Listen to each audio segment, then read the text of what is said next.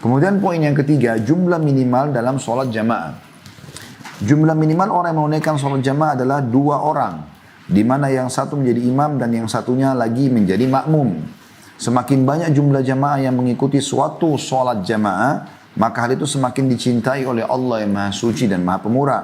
Berdasarkan sabda Rasulullah SAW, "Salatul rajuli ma'ar rajuli azka min salatihi wahda. Wa salatuhu ma'ar rajulaini azka min salatihi ma'ar rajul. Wa ma kana aktharu fahuwa ahabbu ila Allah Ta'ala." Hadis ini diriwayatkan oleh Ahmad nomor 20.759, Abu Daud 554, An-Nasai 843, Ibn Hibban 2056, dan hadis ini disahihkan juga oleh Al-Hakim dan Ibnul As-Sakan. Terjemahannya, sholat seseorang yang dikerjakan bersama seseorang, pahalanya lebih banyak daripada sholat sendiri. Jadi minimal ada 1 orang yang kita ajak berjamaah. Dan sholatnya dikerjakan bersama 2 orang, 3 orang jamaah sekarang. Kalau 2 orang, sudah afdal daripada 1 orang.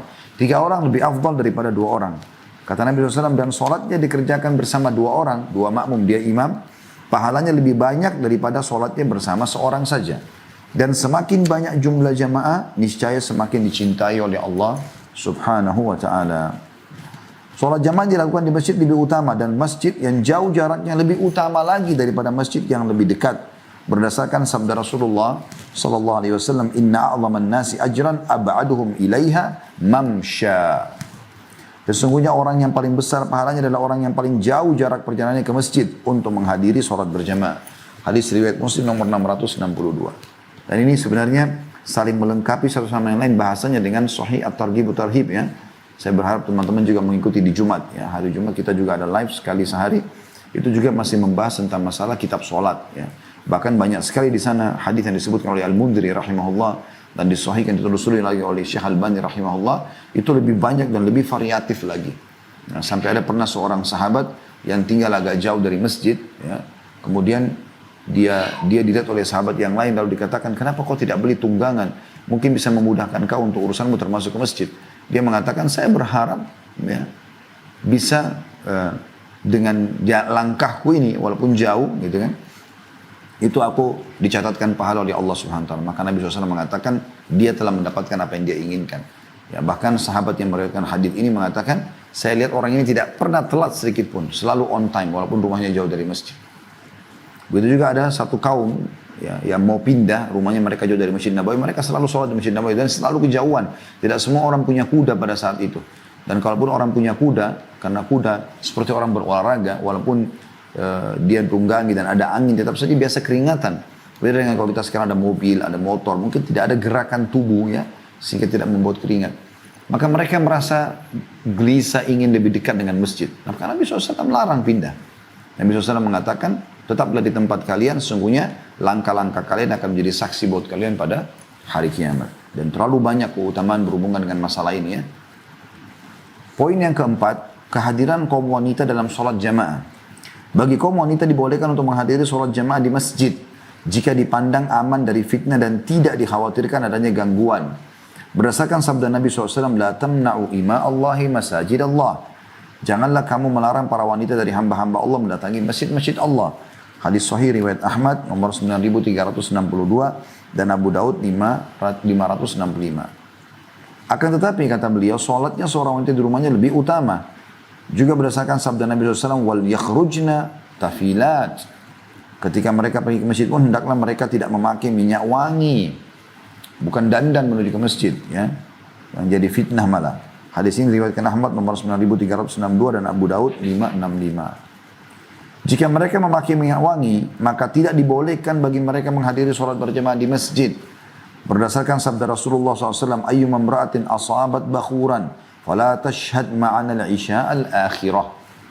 Wanita manapun yang memakai wangi-wangian, maka hendaklah ia tidak hadir bersama kami dalam melaksanakan sholat isya berjamaah.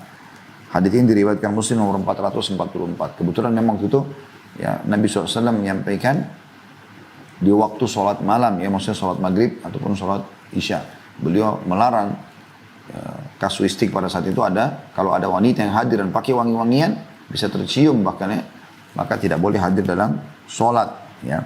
Dan dalam sebuah athar disebutkan, tentu tidak disebutkan dalam buku kita ini, Abu Hurairah pernah radhiyallahu anhu menuju ke masjid lalu melihat ada wanita di seberang jalan, itu jalan menuju ke masjid juga tapi wangi, kecium baunya oleh beliau. Maka beliau mengatakan, wahai hamba Allah, pulanglah dan mandilah seperti kau mandi junub. Disuruh bersihkan wangi-wanginya itu, baru kemudian kalau mau ke masjid boleh. Jadi karena tujuannya mau ibadah, bukan malah menjadi penyebar fitnah. Ya. Kata beliau, akan tetapi sholat seorang wanita dikerjakan di rumahnya tetap lebih utama berdasarkan sabda Nabi SAW, wabuyutuhunna, maaf saya ulangi, wabuyutuhunna khairun lahunna, dan rumah-rumah mereka lebih baik bagi mereka. Hadis ini riwayat Abu Dawud nomor 567. Poin yang kelima, pergi dan berjalan menghadiri sholat berjamaah. Bagi seseorang yang keluar dari rumahnya menuju masjid, disunnahkan mendahulukan kaki kanannya sambil membaca doa. Bismillahi tawakkaltu ala Allahi wa la hawla wa la quwata illa billah. Dengan nama Allah, aku menyerahkan diri kepada Allah, tidak ada dan kekuatan kecuali milik Allah. Ini sebenarnya dalam riwayat lain disebutkan, ini doa keluar dari rumah ya. Tapi dalam riwayat ini, atau dalam tulisan ini, Syekh Abu Bakar Jazair rahimahullah menggabungkan. Setelahnya juga ada lanjutan doa, Allahumma inni a'udzubika min an adilla au udalla au azilla au uzalla au adlima au udlam au ajhala au yujhalu alayya. Ini doa juga doa keluar rumah sebenarnya. Tapi Syekh Abu Bakar rahimahullah menggabungkan keutamaan-keutamaan ini. Yaitu Allahumma inni a'udzubika min an adilla au udalla. Ya Allah, aku berlindung kepadamu jangan sampai aku sesat dan aku disesatkan. Ya. Jangan sampai, atau aku berlindung kepadamu dari tersesat atau disesatkan. Au azilla au uzalla, atau tergelincir ke dalam dosa atau digelincirkan. Au adlima au udlam, atau berbuat zalim atau dizalimi. Au ajhala au yujhalu alayya, atau berbuat bodoh atau dibodohi. Kemudian ada dalam kurung di situ ya. Beliau menambahkan doa lagi. Dan ini ya, beliau ambil dari riwayat Ibnu Majah nomor 778, yaitu Allahumma inni as'aluka bihaqqis sa'ilina 'alaika wa bihaqqi mamsyaya hadha fa inni lam akhruj asyarru atau asyaran ya. Fa inni lam akhruj asyarr. Ya, saya perbaiki lagi kembali, fa inni lam akhruj asyaran wala batara wala riya'an wala sum'ah kharajtu ittiqa'a sakhtika wa ibtigha'a mardatik as'aluka an tunkidhani minan nar wa an takfir li dhunubi jami'a fa innahu la yaghfiru dhunuba illa ant. Artinya Allah, aku memohon kepadamu dengan hak orang-orang yang memohon kepadamu serta hak langkah kakiku ini. Sesungguhnya aku tidak keluar dalam keadaan kufur nikmat, tidak dalam keadaan sombong, tidak dalam keadaan riya, dan tidak mencari ketenaran. Tapi aku keluar karena merasa takut terhadap murkamu serta mencari keridhaanmu. Aku mohon kepadamu agar engkau menyelamatkan diriku dari adab neraka dan mengampuni semua dosa-dosaku, karena tidak ada yang dapat mengampuni dosa kecuali engkau. Kemudian ditambah dengan potongan yang terakhir, dan ini yang masyhur sebagai doa memang ke masjid. Allahumma ja'al fi qalbi nura, ya Allah jadikanlah di hatiku cahaya, wa fi lisani nura, dan di lidahku cahaya, wa fi sam'i nura, dan di pendengaranku cahaya, wa fi basari nura, dan di penglihatanku cahaya, wa an yamini nura, dan sisi kananku juga cahaya, wa an shimali nura, dan sisi kiriku juga cahaya, wa min fawqi nura, dan di atasku cahaya. Allahumma azzim li nura, ya Allah agungkanlah atau besarkanlah cahaya dalam diriku. Ya, tentu ada beberapa lafaz di sini ya. Ada juga selain a'zim li nura, agungkanlah cahaya itu, dan ada juga azzim li nura, perbesar cahaya itu untukku. Ada tambahan lafaz yang lain, dan ini sudah saya bedah juga di dalam bedah buku kumpulan doa sesuai dengan Al-Quran dan Sunnah. Itu waj'al fi basar waj'al fi bashari nura, dan jadikanlah di wajahku cahaya, wa fi qabri nur, dan di kuburanku juga cahaya. Kemudian beliau mengatakan, kemudian hendaklah ia berjalan dengan penuh ketenangan dan kemantapan. Tidak boleh lari-lari. Ya. Khawatir nanti ngos-ngosan, akhirnya bacanya sholat pun terganggu. Berdasarkan sabda Rasulullah SAW, "Idza ataitumus salata fa'alaikum bis sakinah, fama adraktum fasallu wa ma fatakum fa'atimmu." Jika kamu bermaksud menghadiri sholat, maksudnya berjamaah, hendaklah kamu berjalan dengan penuh ketenangan. Maka apa yang kamu dapatkan dari sholat, ya, walaupun sudah terlanjur iqamah misalnya, tetap aja jalan. Apa yang kamu dapatkan, walaupun cuma 1 rakaat, 2 rakaat, ya, hendaklah kamu menunaikannya. Sedangkan apa yang terlewatkan darimu, kalau kau masbuk, hendaklah kamu menyempurnakannya. Saya tambah saja setelah imam salam. Oleh karena itu kalau tidak mau ketinggalan, usahakan keluar sebelum azan, ya, atau pas azan lah paling tidak kalau memang masjid kita dekat dari rumah. Riwayat ini diriwayatkan Imam Bukhari nomor 908 dan juga diriwayatkan Muslim nomor 602. Kemudian saat ia sampai di masjid kata beliau dan akan memasukinya hendaklah yang mendahulukan kaki kanannya sambil membaca doa berikut ini. Jadi sering kali orang memang masuk ke dalam masjid itu dia nggak peduli kayak kanan kayak kiri duluan. Sering kali begitu umumnya muslimin ya. Padahal ini hanya apa susahnya dengan mendahulukan masuk kaki kanan masjid keluar kaki kiri. Dengan itu saja toh kita juga akan melangkah ke masjid dapat pahala. Dan anjurannya membaca doa pada saat masuk masjid Bismillah dengan nama Allah, A'udzu billahil azim, aku berlindung kepada Allah yang Maha Agung, wa biwajhihil karim, dan dengan wajahnya yang Maha Mulia, wa sultanihil qadim, dan kekuasaannya yang abadi, minasyaitonir rajim, dari syaitan yang terkutuk. Sampai sini tentu ada footnote nomor 779, itu diriwayatkan Ibnu Majah nomor 466. Kemudian juga ada riwayat yang lain, tambahannya adalah membaca salawat Allahumma salli ala nabiyyina Muhammadin wa alihi wa sallim, Allahumma gfir li dhunubi waftah li abwaba rahmatik.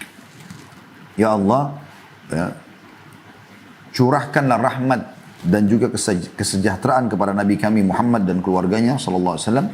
Ya Allah, ampunilah dosa-dosaku serta bukakanlah untukku pintu-pintu rahmatmu.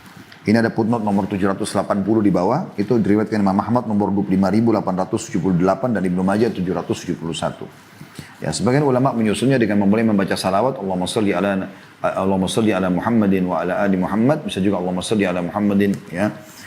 Disusun lafaz hamid ini wa alihi wa sallim. Ya. Kemudian Allahumma ftah li abwaaba rahmatik. Kemudian dia masuk tadi doa yang pertama, a'udzu billahil azim wa biwajhil karim wa sultanil qadim minasyaitonir rajim. Jadi kalau kita masuk, kita minta dibukakan pintu-pintu rahmat. Nanti kan ada bahasan juga, kalau kita keluar dari masjid, maka kita baca Allahumma salli ala Muhammadin wa ala ali Muhammad. Kemudian bisa juga kita baca salawat Ibrahim di salawat yang kita baca pada saat tahiyat, lalu kita baca Allahumma ftah li abwaaba fadlik. Ya Allah, bukakanlah untukku pintu-pintu karuniamu, rezeki. Kalau kita masuk kita minta rahmat, kalau kita keluar minta fadl atau karunia. Kemudian ditambah Allahumma asimni minasyaitonir rajim. Ya Allah, selamatkan aku dari godaan syaitan, itu kalau keluar. Kata beliau, hendaklah ia duduk langsung. Hendaklah ia tidak langsung duduk. Maaf, saya ulangi. Hendaklah ia tidak langsung duduk sehingga melaksanakan sholat tahiyat masjid terlebih dahulu. Berdasarkan sabda Rasulullah SAW, "Idza dakhala ahadukum al-masjid fala yajlis hatta yusalli rak'atain." Jika salah seorang yang kamu masuk ke masjid, maka hendaklah ia tidak duduk sehingga ia sholat sunnah 2 rakaat. Hadis ini riwayat Bukhari nomor 1167, Muslim 714. Ya.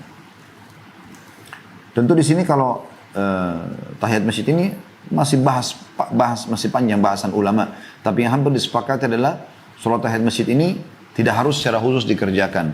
Intinya orang sholat, misal contoh Anda masuk ke masjid, Anda temukan ternyata sudah azan dan ada antara azan dan iqamah ada sholat qobliyah. Anda sudah, walaupun sholat qobliyah, Anda berarti sudah sama saja tahiyat masjid, karena intinya sholat sebelum duduk.